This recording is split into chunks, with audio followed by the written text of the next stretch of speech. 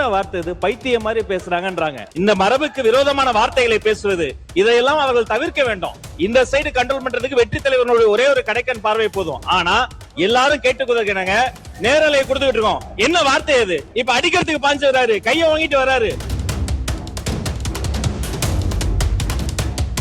அமைச்சர் நிர்மல்குமார் எதை பேசினாலும் சபையை கிளப்பி விட்டுறீங்க. ஒரு நிமிஷம் இருங்க வரேன். ஏன் பாய் இருங்க பாய், நான் சொல்லுங்க, என்ன அப்படி பேசுறீங்க? எதுவும் குதர்க்கமாலாம் பேசுறதுல நீங்க தயவு செய்து சொல்றேன், நீங்க எதை அநாகரிகமானலாம் பேசாதீங்க.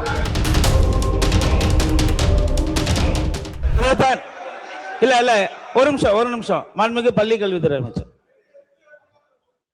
மாண்புமிகு பேரவை துணைத் தலைவர் அவர்களே, என்ன வார்த்தை இது? பைத்தியம் மாதிரி பேசுறாங்கன்றாங்க. இதைத்தான் சட்ட அமைச்சர் சுட்டி காட்டுறாரு. உரிமையில் பேசுவது, வாடா போடா என்ன பேசுவது, இந்த மரபுக்கு விரோதமான வார்த்தைகளை பேசுவது, இதையெல்லாம் அவர்கள் தவிர்க்க வேண்டும். இந்த சைடு கண்ட்ரோல் பண்றதுக்கு வெற்றி தலைவர்களுடைய ஒரே ஒரு கடைக்கன் பார்வை போதும். ஆனா எல்லாரும் கேட்டுக்கொள்ளுங்க, நேரலை கொடுத்துட்டு இருக்கோம். என்ன வார்த்தை இது? சபைக்கு இல்ல இதை ஏற்றுக்கொள்ள முடியாது, தவறான வார்த்தை. இப்ப அடிக்கிறதுக்கு பாஞ்சு வராரு, கைய வாங்கிட்டு வராரு. இவர் மீது நீங்க தகுந்த நடவடிக்கை எடுக்கணும் என்பதை நான் கேட்டுக்கொள்கிறேன்.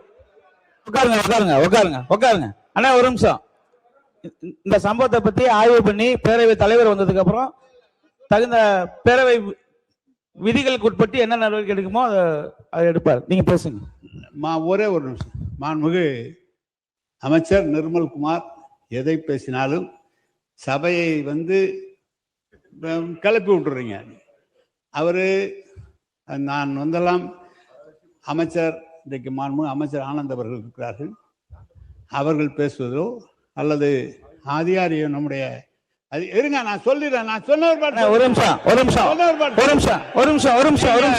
நான் சொன்னவர் உறுப்பினர் வரும்.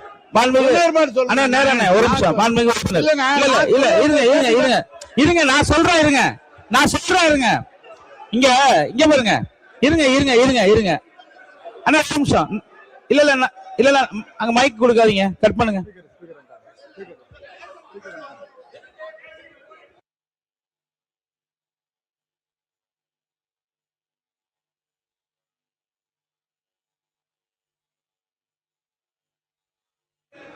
உறுப்பினர் கே நேரு எல்லாரும் இருக்கிறாங்க. ஆனா நீங்க மட்டும் ஏன் அப்படி குரோதமாக பேசுறீங்க?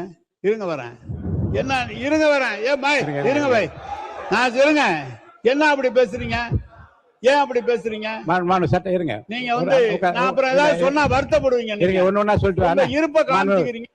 உறுப்பினர் கே நேரு அவர்கள், உறுப்பினர் இருங்க.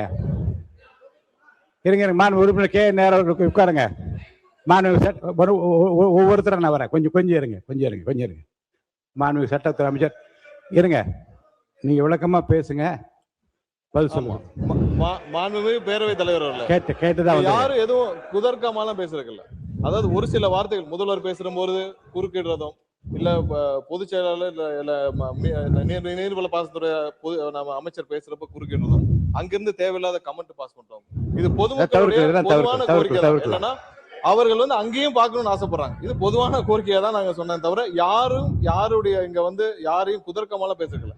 காவேரி விஷயத்துல இதே சபையில பல விவாதங்கள் நடந்திருக்கு. காவேரி விஷயத்துல என்னென்ன கடந்து வந்த பாதை பல விவாதங்கள் நடந்திருக்கு. 2007 வந்தது ஏன் 2013 வரைக்கும் கெசட்ல வெளியிடாம இருந்துச்சு. இது மாதிரி பல விவாதங்கள் நடந்துருச்சு. அதனால உடனே எல்லாரும் அதை நீக்க வேண்டிய அவசியம் இல்லை, ஆய்வுக்கு எடுத்துக்கலாம். மாண்புமிகு உறுப்பினர் கே நேரு அவர்கள். பேரவைத் தலைவர் அவர்களே, பேரவைத் தலைவர் நடுநிலையாக இருவரையுமே பேச சொல்லி அனுமதித்து வர கருத்துக்களை சொல்கிறார். ஒரு தவறான கருத்து என்றால் நீக்க சொல்கிறார். ஆனால் நேரடியான ஒளிபரப்பு இது நீக்கினாலும் நாங்கள் பத்திரிகையில் தான் வராமல் இருக்குமே தவிர நேரடியாக ஒளிபரப்பாயிரு. எங்களுடைய முகத்தை காண்பிக்கவில்லை என்றெல்லாம் இந்த சட்டமன்றத்தில் எவ்வளவோ நிகழ்ச்சிகளை நாங்கள் பார்த்திருக்கிறோம், எவ்வளவோ காரசாரமான விவாதங்களை நடத்தியிருக்கிறோம். ஆனால் திறந்தாழ்ந்து என்றைக்கும் போனதில்லை. நீங்கள் மக்கள் பார்த்து கொள்ளட்டும். யார் இங்கேயும் காமிங்க அங்கேயும் காமிங்க, மக்கள் தீர்ப்பு சொன்னா நாங்கள் ஏற்றுக்கிறோம். ஆனால் அமைச்சர் நீங்க தயவு செய்து சொல்றேன், நீங்க எதை அநாகரிகமானலாம் பேசாதீங்க. அதெல்லாம் பேசாதீங்க, அதெல்லாம் சரியா இருக்காது. சொல்லுங்க அநாகரிகம். அது அவை முன்னவர் வரேன். மாண்புமிகு பேரவை தலைவர் அவர்களே, அது போன்ற வார்த்தைகள் பேசவில்லை என்று அவர் சொல்லியிருக்கிறார். அதே போல் நிறைவாக இருங்க சொல்லியிருக்காரு சொல்றாருப்பா. ஆகவே அவர் சொன்னது ஒன்றே ஒன்றுதான், அந்த பகுதியிலும் காட்டுங்கள் மக்கள் பார்க்கட்டும்னு தான் சொன்னார். தவிர வேற ஒன்றும் இல்லை.